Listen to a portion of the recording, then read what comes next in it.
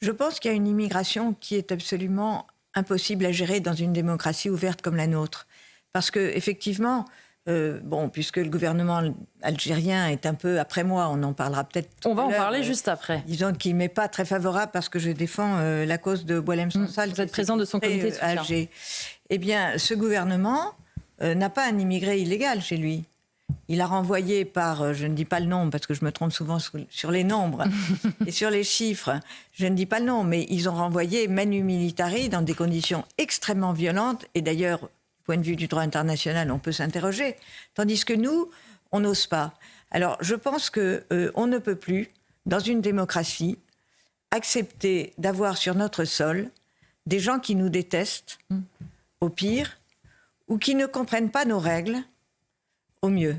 Et je crois que là, c'est un problème qui n'est plus seulement un problème d'ordre public, c'est un problème de survie du socle démocratique de ce pays. Je crois que c'est extrêmement inquiétant.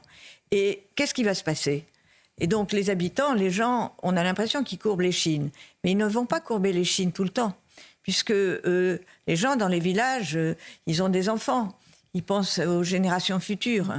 Donc ça peut très très mal finir, et ça peut finir dans la violence. Et moi, je soutiens évidemment la ligne de Bruno Retailleau, le ministre de l'Intérieur, qui est d'ailleurs maintenant très soutenu sur certains aspects franco-algériens par le président de la République. Oui.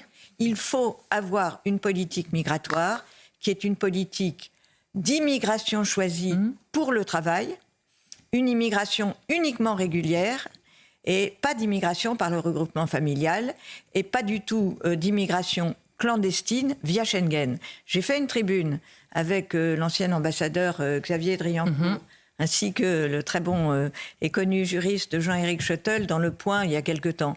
Je pense que l'accord de Schengen est périmé. Il faut rétablir, pour les non-européens, les frontières intérieures. Et c'est pas besoin d'avoir un Frexit, comme nos amis britanniques l'ont décidé pour cela. On ne peut plus avoir des gens qui rentrent dans n'importe quel pays et qui ensuite ont une libre circulation absolue puisqu'il n'y a plus de frontières. Il n'y a plus de contrôle à l'intérieur de l'Europe. Et ça, je crois que c'est vital et c'est urgent.